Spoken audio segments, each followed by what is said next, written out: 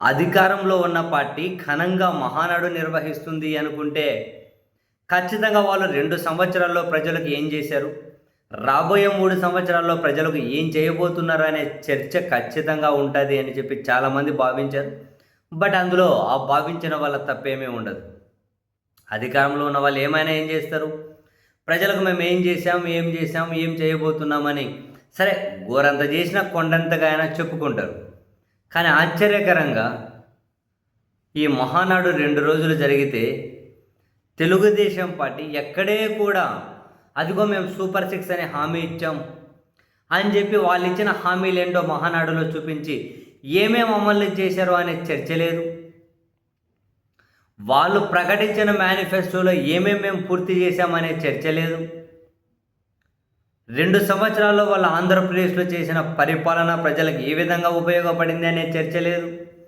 రాబోయే 3 సంవత్సరాలు మేము ఏ విధంగా పాలించబోతున్నాము అనే చర్చ లేదు. మొత్తం ఎంతసేపు ఉన్నా చంద్రబాబు నాయుడు గారి మనవడు దేవాంశ్ అద్భుతమైన అందగాడు. సీనియర్ ఎన్టీఆర్ లాంటి అందం దేవాంష్కి వచ్చింది. అద్దాలు తీస్తే ఎన్టీఆర్ లాంటి అందగాడు అని చెప్పి ఒకరు. అసలు 3 అక్షరాలనే పేరు లేకపోతే అసలు ఈ తెలుగు జాతి గౌరవం ఉండేదే కాదు, తెలుగు జాతి గుర్తింపు లేదు అని చెప్పి లోకేష్ గారు లాంటి వాళ్ళు వేదిక మీద మాట్లాడితే అందరూ ఆ 3 అక్షరాల పేరు ఎన్టీఆర్ అంటారు అనుకున్నారు. కానీ లోకేష్ గారు ఏమో సిబిఎన్ అని చెప్పి అనేశారు. నాకు తెలిసి ఆ వేదిక మీద సిబిఎన్ గారు కూడా బహుశా ఎన్టీఆర్ పేరే చెప్తారని చెప్పి ఊహించి ఉండొచ్చు. మిగిలిన వాళ్ళ సంగతి మనం చెప్పక్కర్లేదు. ఈ విధంగా పొగడ్తలు. అసలు చంద్రబాబు నాయుడు గారి బర్త్డే ఏదైతే ఉందో ఆ బర్త్డే మీద ఒక మహానాడు జరపాలి అని చెప్పి ఇంకా చంద్రబాబు గారి గురించి బై డిఫాల్ట్గా అవో పొగడ్తలు. అసలు చంద్రబాబు నాయుడు గారు పెట్టినటువంటి టీ తాగిన అదృష్టం కలిగిన వ్యక్తిని నేను అని హోంశాఖ మంత్రిగా ఉన్న వంగలపూడి అనిత గారు బై డిఫాల్ట్గా భజన.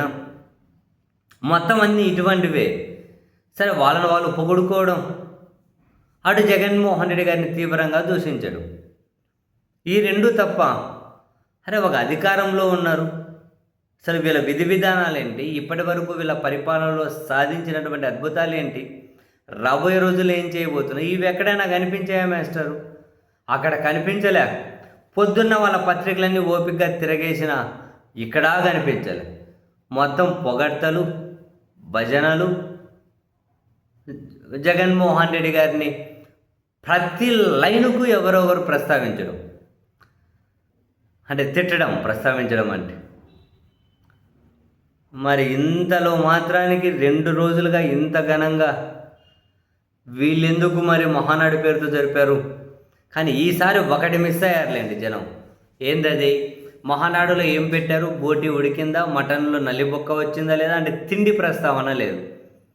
ఎందుకంటే అంతా ఒకే దగ్గర జరపలేదు, ఓచువలుగా జరిపారు కదా. అందుకే ఈసారి తిండి మీద ప్రత్యేక కథనాలు లేవు, అదొకటి కనిపిస్తలేదు. కానీ మళ్ళీ యథావిధిగా మళ్ళీ రామారావు గారికి భారతరత్న అంట, మళ్ళీ ఆ ప్రస్తావన ఏంటో మరి ప్రజలకు ఇవే కావాలా ఏమో నాకైతే తెలియదు.